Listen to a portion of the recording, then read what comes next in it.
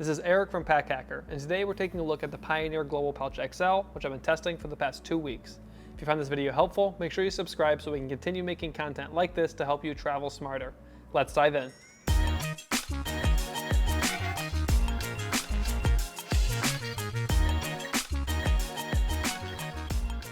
So the primary pack material, or I should say pouch material that we're working with here is Baby Ballistic, which is high density nylon fabric. And as you can see, it looks very, corduroy almost, but it is very lightweight, or I guess maybe not lightweight, it's pretty thin and just is lighter than I expect it to be from looking at it.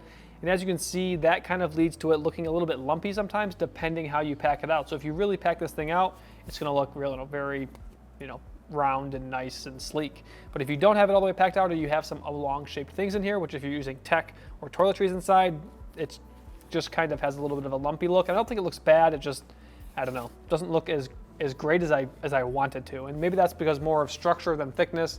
But as you can see, looking around it, it just kind of caves in a little bit sometimes. And you can make it look better by presenting it, but I'm just typically pulling my gear out, using it, putting it back. So I think that's something worth noting. But the material is very durable, very water resistant. And overall, I think it looks nice. It just can kind of get those, little compressions and craters and stuff like that sometimes. So small logo here on the bottom from Pioneer Carry. That's the only real branding on the outside.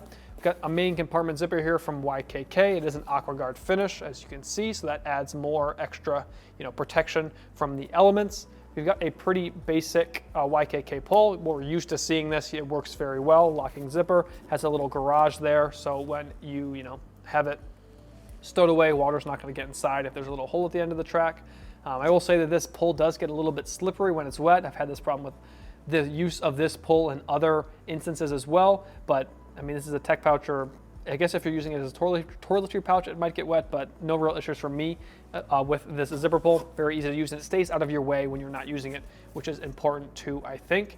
I will say this thing is kind of hard to hold on to, because as you can see, there's no handle or anything like that, so you're just kind of holding on to it. And depending what you've got stowed in there, if you got it really packed out, it might be a little bit big for your hands, because this thing is pretty large, as you can see it in my hands there.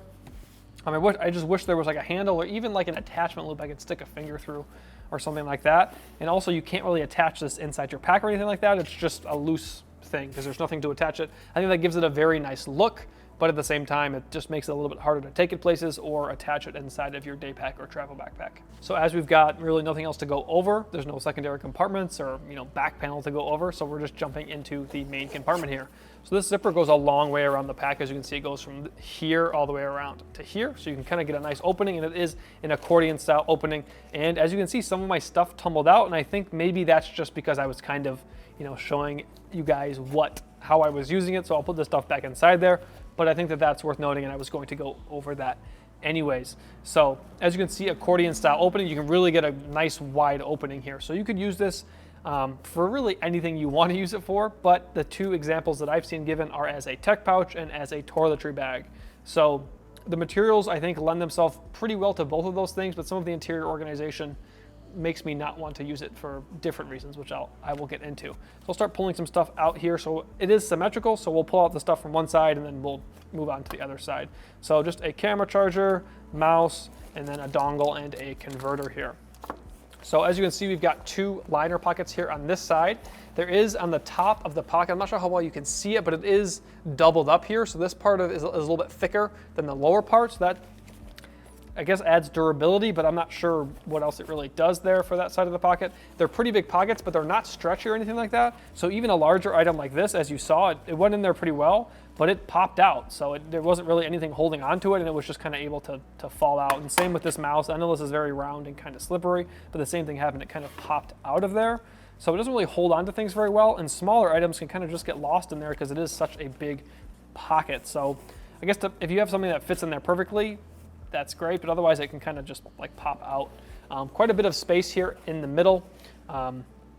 As you saw, I just had these inside of here, but I feel like some of the space is kind of hard to utilize because it is so tall in the way the organization is set up, and I just kind of got to stack stuff in here. So I just put stuff in here, and I guess I could stack some more stuff on top of it. So there is quite a bit of room. I just kind of struggled to use it. And then inside of this main compartment divider, so I should say this divider goes all the way to the bottom, so it doesn't, things can't go from one side to the other, which I like, so I like the separation there. You can open this up. This is where I've got my two charging cables, just so I can charge things when I'm on the go. I do like this divider. It adds a little bit of extra protection too if you want to put something in there that you really don't want to get wet, because you have the, obviously the protection from the outside, then you have a little bit of extra protection from this liner material and this YKK zipper. And if you are using this as a toiletry container, you could put, things that are wet inside of there, or things you really don't want to get wet inside of there too, like maybe an electronic razor or something like that. It's not foolproof protection, but it will offer you a little bit more protection compared to on the outside here if your toothbrush or something is out there.